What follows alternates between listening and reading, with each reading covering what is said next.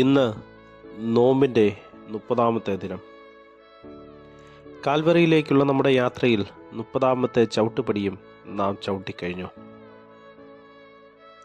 ഇന്ന് നമ്മുടെ ചിന്തകളും വിചാരങ്ങളും എവിടെയൊക്കെയോ കുടുങ്ങിക്കിടക്കുകയാണ്. ഭൗതികതയിലും ആകുലതയിലും പെട്ട് കുടുങ്ങിക്കിടക്കുന്നു. ദൈവരാജ്യത്തെ അന്വേഷിക്കുന്ന ചിന്തകൾ നമ്മിലുണ്ടാകണം. നമ്മുടെ ഇഷ്ടങ്ങളെ മാറ്റിവെക്കുന്ന ഹൃദയമുണ്ടാവണം.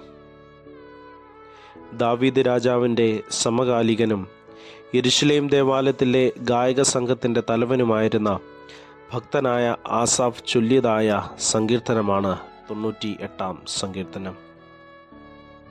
ഒരു പ്രബോധന സങ്കീർത്തനമാണ് 98-ാം സങ്കീർത്തനം.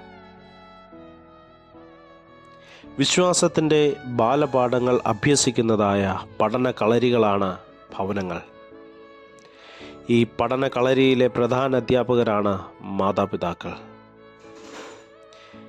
Evangelism or mission begins at home. 98-ാം സങ്കീർത്തനത്തിൽ പിതാക്കന്മാരുടെ ഉത്തരവാദിത്വത്തെ എടുത്തു പറയുന്നു. സദൃശവാക്യങ്ങൾ 22-ാമത്തെ അധ്യായം 6-ാമത്തെ വാക്യത്തിൽ നടക്കേണ്ടുന്ന വഴിയിൽ തലമുറകളെ അഭ്യസിപ്പിക്കേണ്ടതിൻ്റെ ആവശ്യകതയെപ്പറ്റി പറയുന്നുണ്ട്. എൽക്കാനയുടെ വാത്സല്യവും ഹന്നയുടെ കണ്ണീരോടുകൂടിയുള്ള പ്രാർത്ഥനയും മുലകുടി മാറിയ ഉടനെ ശമൂവേലിനെ സമർപ്പിച്ചതും ഇസ്രായേലിൻ്റെ അനുഗ്രഹത്തിന് കാരണമായി.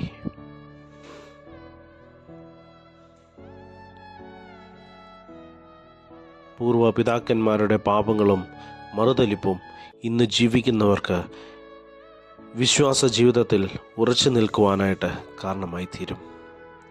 മനുഷ്യൻ്റെ അടിസ്ഥാന ആവശ്യങ്ങളെ സംബന്ധിക്കുന്ന ഒരു ദൈവത്തെക്കുറിച്ച് നാം ബോധമുള്ളവരായിരിക്കണം. നമ്മുടെ പ്രാർത്ഥനകൾ ഇപ്രകാരമായിരിക്കട്ടെ: ദൈവമേ, ഞങ്ങളുടെ തലമുറകൾക്കായി സ്തോത്രം. സുവിശേഷ കൈത്തിരിയുടെ വെളിച്ചം അവർക്കും ലളിതമായി പറഞ്ഞു കൊടുക്കുവാൻ ഞങ്ങളെ സഹായിക്കണമേ. ദൈവത്തിൻ്റെ ഇമേജ് എന്നിലുണ്ടെന്നുള്ളതായ സത്യം മറക്കുമ്പോഴാണ് ലോകത്തിൻ്റെ നുണകൾ ചേർത്തൊരു ഇമേജ് നമ്മൾ ഉണ്ടാക്കുന്നത്. പ്രിയ സുഹൃത്തെ, വ്യാജ പ്രതിച്ഛായകളെ തകർക്കാൻ പോകുന്നതായ ഒരു പെരും ചുറ്റിക തന്നെയാണ് നോമ്പ്. ദൈവം അനുഗ്രഹിക്കട്ടെ. സ്നേഹത്തോടെ, ജോയൽ അച്ഛൻ.